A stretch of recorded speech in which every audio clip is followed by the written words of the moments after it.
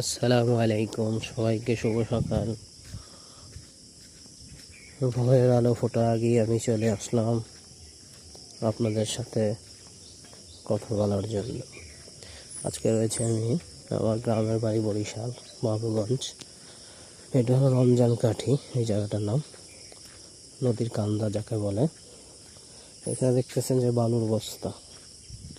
আসলে এই বালুর বস্তাটা কী করে দেখতেছেন? এটা কিন্তু একটা বাসার ভিতরে দেখেন কি পরিমাণ জিও ব্যাগ ফেলে রাখছে। এখানে পুরো বাড়িটাই জিও ব্যাগ দিয়ে ভরা। এখানে কিন্তু মানুষ বসবাস করে, বুঝছেন? এই যে বাড়িটা কিন্তু খুব সুন্দর। পাশেই কিন্তু দেখা যাচ্ছে নদী। এই নদীটার নাম হলো সন্ধ্যা নদী। এই সামনে দেখতেছেন কতগুলো জিও ব্যাগ, পুরো এলাকাটাই জিও ব্যাগ দিয়ে ভরে রাখছে।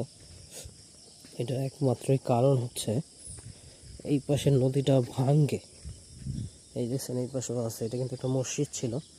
এই মসজিদটা ছিল, এই যে পিলারটা দেখতেছেন সামনে, যে কতগুলো পিলার দেখতেছেন, মসজিদটা ছিল ওখানে। পরে এইখান থেকে এখানে আনা হয় কোনো রকম টিন দিয়ে, তারপর এইখান থেকে আবার সামনে নেওয়া হয় মসজিদটি। এখন দেখতেছেন যে জিও ব্যাগ দিয়ে ভরা, বালু আছে।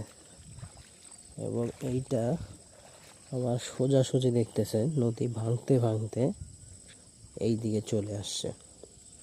ওই দেখেন নদীটা ছিল এই বরাবর, আঙ্গুল বরাবর, এখন ভাঙতে ভাঙতে চলে আসছে এই বরাবর। এখানে প্রচুর পরিমাণে জিও ব্যাগ রয়েছে। এগুলো এখানে ফালাবে। মানুষের বাড়ি ঘর মসজিদ মাদ্রাসা সব নদীর গর্ভে বিলীন হয়ে যাচ্ছে। এখন তো শুকনো মৌসুম, পানিতে জোয়ার নাই এবং ঢেউও নাই, এর জন্য দেখা যাচ্ছে যে তেমন একটি ভাঙনের কবলে পড়তেছে না। কিন্তু কিছুদিন পরেই যখন বর্ষা শুরু হবে, নদীর ঢেউ শুরু হবে, জোয়ার শুরু হবে, তখনই কিন্তু এগুলো সব ভেঙে যাবে।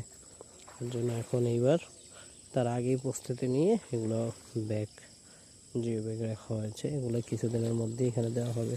এখানে অনেকের ঘর বাড়ি এই নদীর গর্ভে বিলীন হয়ে যায়, দেখতেছেন।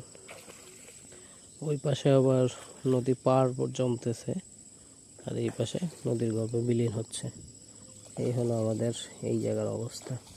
তো এখানে বসবাসকারীদের খুবই সমস্যা হচ্ছে। তারা এখান থেকে ঘর ভেঙে অন্য জায়গায় নিয়ে যাচ্ছে, এখানে থাকতে পারছে না। এই আপনাদেরকে একটু দেখালাম।